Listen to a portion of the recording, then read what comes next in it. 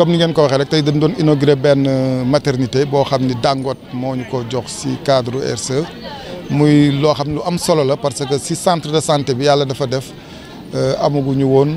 benn maternité boo xam ni vraiment mën na noo wax ni maternité la li fi nekkoon mooy maternité la c'est vrai dafa àndoon ak yeneen salle d'hospitalisation góor ñi jigéen ñi di si bokk di si nekk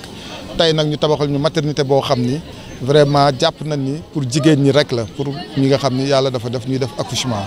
donc loolu kontaan nañ si bu baax di si gërëm Dangote te lii ma wax dama koy wax si turu conseil municipal Pout di ko wax si turu district sanitaire Pout yëpp parce que district bi Kër Moussa Kayar ak Jandeer yëpp si la ñu bokk te defe naa ni maternité bi ñooñu ñëpp ñoo koy jëfandikoo donc defe naa ni tey li nu def ñoom am na solo trop ñuy wax ni Dangote daal ñi ngi koy sant di ko gërëm di ñaan yàlla lii continuer seen société bi jëm kanam ba li nga xam ni tey mooy li nga xam ni population yi xaar nañ ko si ñoom ñu mën a def yeneen jéego yoo xam ne ñu ngi koy yaakaar si ñoom jërëjëf. li ñuy xaar si ñoom wax nañ ko xam nga ñun collectivité territoriale yi suñu doole barewul budget yi dafay tuuti boo xam ne li ñu war a def si investissement du doy donc société yu mel nii rek ñooñu war ni mën a jàppale pour que li nga xam ni bëgg nañ ko muy ay école ay dispensaires ay centres de santé yi ñu améliorer ko. ak yeneen yoo xam ni population yi dañ koy soxla pour que ñoom ñu jàppale ñu si wax nañ leen ko nag si biir wax ji nee ñu leen nañu accélérer vraiment rythme bi parce que gis nañ ni am na solo baax na lool waaye nag bu ñu sañoon day doon at mu ne waaye at yi day xaw a duggante benn at ba dugg ñetteelu at bi sax leneen soog a am mais xëy na loolu li ñuy soog a commencé rek la mais loolu lañu leen ñaan ñoom ñu accélérer ko pour que année bu ne au moins chaque commune mën a am benn infrastructure bu dëgër boo xam ne vraiment population yi daanu xam ne lii Dangote ko def ñoom it ñu gis seen bopp si Dangote parce que usines yu mel nii toujours buy am coow li day bare li mën a calmer coow li rek nit ñi xam ni population bi xam ni effectivement usine bi kan mi ngi bàyyi xel askan bi te loolu defe naa ni nun dafay yombal suñu liggéey pour ñu mën di défendre société yi waaye bu loolu amul rek pour défendre société bi day xaw a jafe moo tax ñu nii nañ ko accélérer pour que yu mel nii ñu gën koo def si communes yi. Ousmane Mbaye, directeur administratif et financier de la société Dangote. tey lañ doon tëj semaine de durabilité bi effectivement comme ni ñu koy defee at bu bees at bu ne ci pour société Dangote tey ñi ngi doon inaugurer maternité du Pout bu ñu leen tabaxal démb ñi ngi woon Fulum doon inaugurer centre de santé bi banki démb ñi ngi woon Diass doon leen jox 200 tables de banc ak actuellement ñi ngi leen di tabaxal ay salle de classe yoo xam ne sotteegul ba léegi mais incha allah léegi mu pare te loolu yëpp ci cadre RSE la te RSE bi en fait cadre de concertation bu ñu teg pour waxtaan ak communes yi xool ñoom ndam mooy seen priorité moo jur lii ndaxte ñoom ñëpp ba ñu waxtaanee ak ñoom ku nekk dafa am sa priorité te priorité yi boo xoolee ci RSE bi ñaari volet la gën a ëmb mooy éducation ak santé boo xoolee yu ñu nekk di inaugurer yëpp soit ci éducation la wala ci santé la mais loolu communes yi ci boppam ñoo ko choisiral seen bopp ñu gunge leen ci ak suñu propre moyen te loolu ñu ngi koy tàmbalee te premier pas bi rek lañ def te incha allah bu neexee yàlla ñi ngi waxtaan ci yeneen investissement yoo xam war nañ leen seen gunge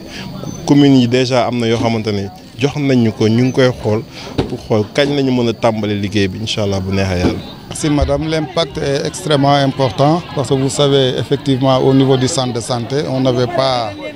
une maternité digne de son nom. Il y avait des salles d'accouchement avec les hommes, les femmes, etc. Mais aujourd'hui, avec l'appui de Dangote, on vient effectivement d'avoir une maternité tout neuf qui sera exclusivement réservée aux femmes. Donc vraiment ça c'est une nouveauté. Et au nom du conseil municipal et au nom des populations, je ne parle même pas des populations de Pout, mais des populations de Jandeer, du district de Pout, qui est Kayar, Kër Moussa, Jandeer et Pout. L'ensemble de ces maires-là ont dit un grand merci à Dangote. Voilà, donc aujourd'hui nous sommes venus ici pour inaugurer la maternité de Pout d'un coût de 35 millions que Dangote a réalisé pour la commune de Pout dans le cadre de la RSE. Dans le cadre de la RSE, effectivement, nous avons deux volets très importants, que ce soit l'éducation et la santé. Hier, nous étions à Fulum pour inaugurer le poste de santé.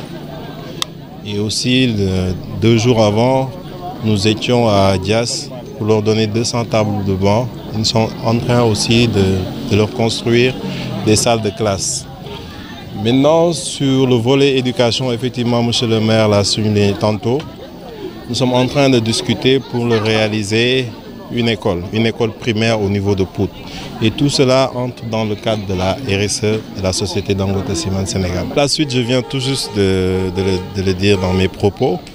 Pour Pout, on est en train de discuter pour faire une école primaire au niveau de la commune. C'est la deuxième phase.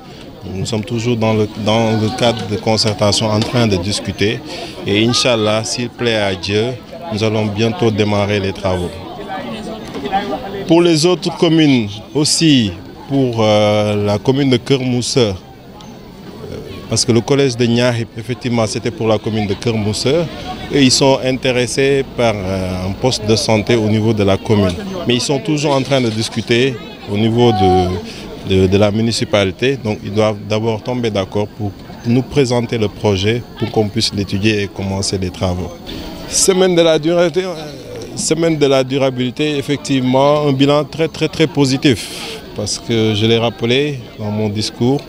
nous étions ce matin au marché de Pout pour nettoyer le marché, parce qu'effectivement, quand nous sommes déplacés sur place, il y avait des saletés et beaucoup de déchets qui traînaient un peu partout.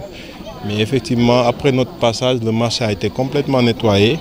Et notre directeur de la RSE aussi s'est déplacé sur place pour discuter avec les motos Jakartaman, pour les sensibiliser sur la sécurité routière.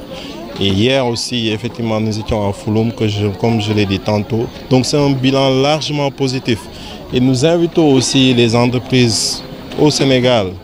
de faire comme Dangote. Parce qu'effectivement, nous sommes interpellés sur tous les volets. Et vous savez que nous ne pouvons pas tout faire. Je pense que si toutes les sociétés font comme Dangote, je pense que beaucoup de problèmes seront réglés. Et nous allons alléger les problèmes que les mairies ont, parce qu'ils n'ont pas assez de moyens, effectivement, pour pouvoir supporter leur population.